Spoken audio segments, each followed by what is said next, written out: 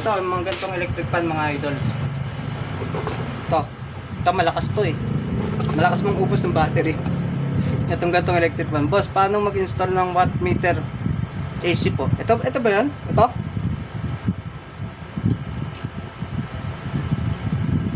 Yung 1, 2, kasi may 1, 2 to eh. Kailangan yung source niya papuntang AC din. Yung number 1, saka number 2, papuntang AC din yun. Yun yung magpa-power up sa kanya. So pag sa DC mo yun nilagay, hindi siya gagana. No? So kabit muna natin to. Wala yung tinapay ko.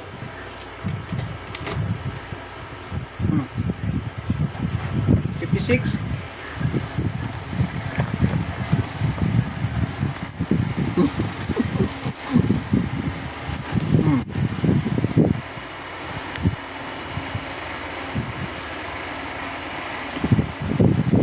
Hindi ako mapagsalita. Wait lang. Time naman ang bibig ko.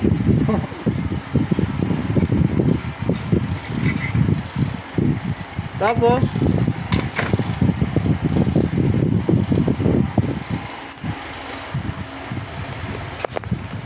masabay natin grinder.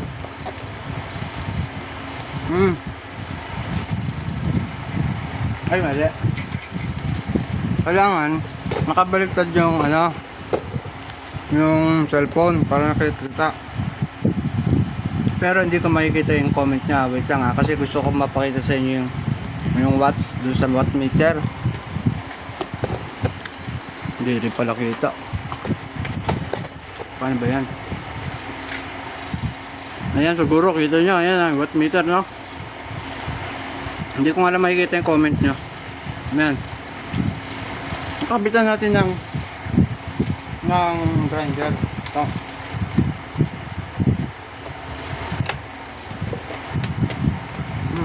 Electric fan, tapos may grinder.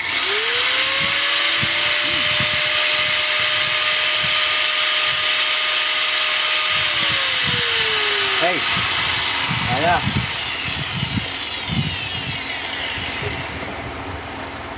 So, next na gagawin natin,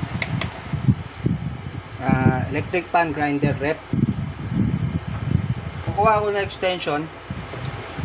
Ito kasi, extension papunta dun sa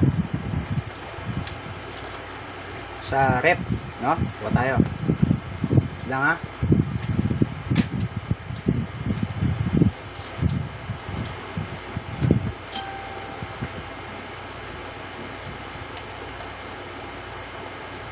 Yan. So sana nakita nyo na pinabit ko yung rep doon. Kita ba? Kita naman yun. So nandun yung rep. Ito extension to. Kasama na yung rep. So bibiglain na natin. Yan. 210 195. Bukas na yung rep nyan. Tapos aircon. Pupunta tayo doon sa rep mga idol ha. Paano ba to? Pwede pang bitawan?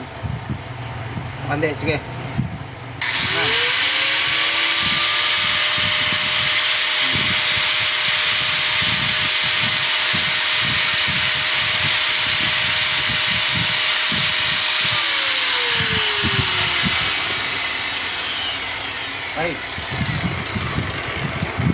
Okay, so tingnan natin yung rep. Nakabukas yung electric fan.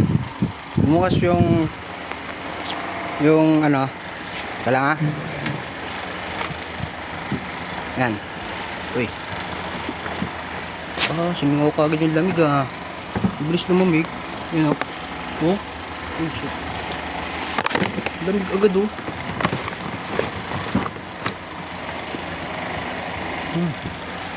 Ano ba yan?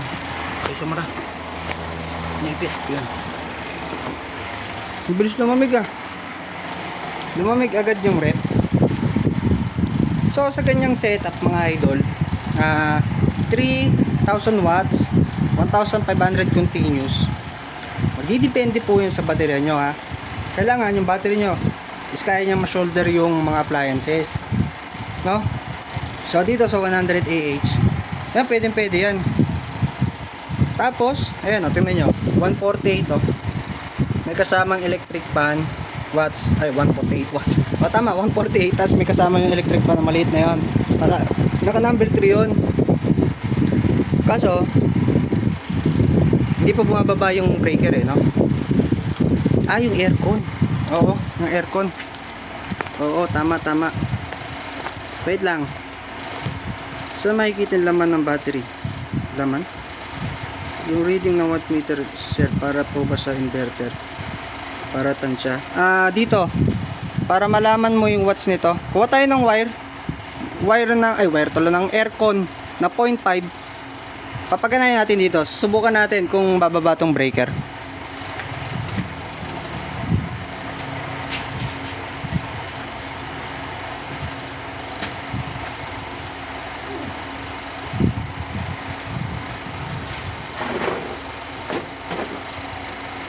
Ang sistema niyan nakabukas pa rin yung nakabukas yung electric fan, tapos nakabukas yung freezer, yung ref. Susulya pa na lang natin. Ayun, bukas oh, 'di ba? Ang dami kasi nakaharang mga idol eh. So, titingnan natin dito tayo. Yan. Ay, mali. Dito pala. So, dalawang option. Kakabit mo to dito.